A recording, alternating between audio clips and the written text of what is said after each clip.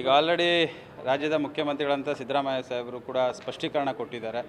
ನಾನೇ 5 ವರ್ಷಗಳ ಕಾಲ ಮುಂದುವರಿತೀನಿ ಮಾತನ್ನು ಕೂಡ ಅವರು ಹೇಳಿದ್ದಾರೆ. ಇದ್ರ ಬಗ್ಗೆ ಪಕ್ಷದ ಹೈಕಮಾಂಡು ಕೂಡ ಒಂದು ತೀರ್ಮಾನ ತೆಗೆದುಕೊಳ್ಳೋಕ್ಕೆ ಅವರು ಕೂಡ ತಯಾರಿದ್ದಾರೆ. ಇದೇ 20ನೇ ತಾರೀಕು ರಾಹುಲ್ ಗಾಂಧಿ ಅವರು ಕೂಡ ಕರ್ನಾಟಕ ರಾಜ್ಯಕ್ಕೆ ಬರ್ತಿರ್ತಕ್ಕಂಥದ್ದು. ಖಂಡಿತವಾಗ್ಲೂ 5 ವರ್ಷಗಳ ಕಾಲ ಸಿದ್ದರಾಮಯ್ಯ ಸಾಹೇಬರು ಮುಂದುವರಿತಾರೆ ಅನ್ನೋ ನಂಬಿಕೆ ವಿಶ್ವಾಸ ರಾಜ್ಯದ ಜನತೆಗೆ ಮತ್ತು ಕಾಂಗ್ರೆಸ್ ಪಕ್ಷದ ಎಲ್ಲ ಶಾಸಕರುಗಳಿಗೂ ಕೂಡ ನಂಬಿಕೆ ಇರ್ತದೆ.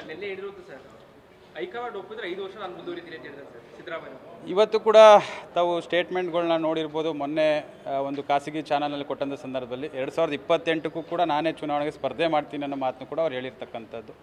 ಇದರಲ್ಲಿ ಸಿದ್ದರಾಮಯ್ಯ ಸಾಹೇಬರ ಒಂದು ನಾಯಕತ್ವ ಈ ರಾಜ್ಯಕ್ಕೆ ಒಂದು ಅನಿವಾರ್ಯ ಅನ್ನೋದು ಕೂಡ ಇದರಲ್ಲಿ ಕಂಡು ಬರ್ತಾ ಇದೆ.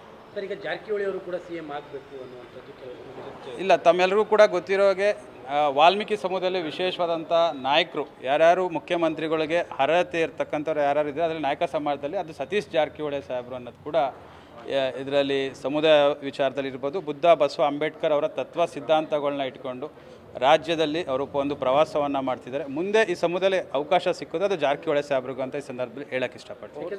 ಮೊನ್ನೆ ಹೇಳ್ತಾ ಇದ್ದಿದ್ದು ಮುಂದಿನ ನಾಯಕತ್ವ ಅನ್ನುವಂಥದ್ದು ಜಾರಕಿಹೊಳಿ ಅವ್ರಿಗೆ ಅಲ್ಲ, ಸಿದ್ದರಾಮಯ್ಯ ಸಾಹೇಬ್ರ ಏನು ಹಿಂದುಳಿದ ವರ್ಗಗಳ ಒಂದು ಆಸಕ್ತಿಯನ್ನು ಇಟ್ಕೊಂಡಿದ್ರು, ಆ ಆಸಕ್ತಿಯನ್ನು ಜಾರಕಿಹೊಳಿ ಸಾಹೇಬ್ರು ಇಟ್ಕೊಂಡಿರ್ತಕ್ಕಂಥದ್ದು. ಆ ಸಮುದಾಯದಲ್ಲಿ ಯಾರಿಗಾರು ಈ ಮುಖ್ಯಮಂತ್ರಿಗಳಿಗೆ ಅವಕಾಶ ಇದೆ ಅದು ಸತೀಶ್ ಜಾರಕಿಹೊಳಿ ಸಾಹೇಬ್ರಿಗೆ ಅಂತ ಅವ್ರು ಹೇಳಿರ್ತಕ್ಕಂಥದ್ದು.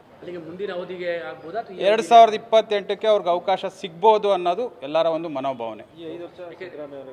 100%. ಇದ್ರೊಳಗೆ ಪಕ್ಷದ ಏನು ಹೈಕಮಾಂಡ್ ಇದೆ ಅದು ತೀರ್ಮಾನವನ್ನು ಹೈಕಮಾಂಡ್ ಅವ್ರು ಮಾಡ್ತಾರೆ.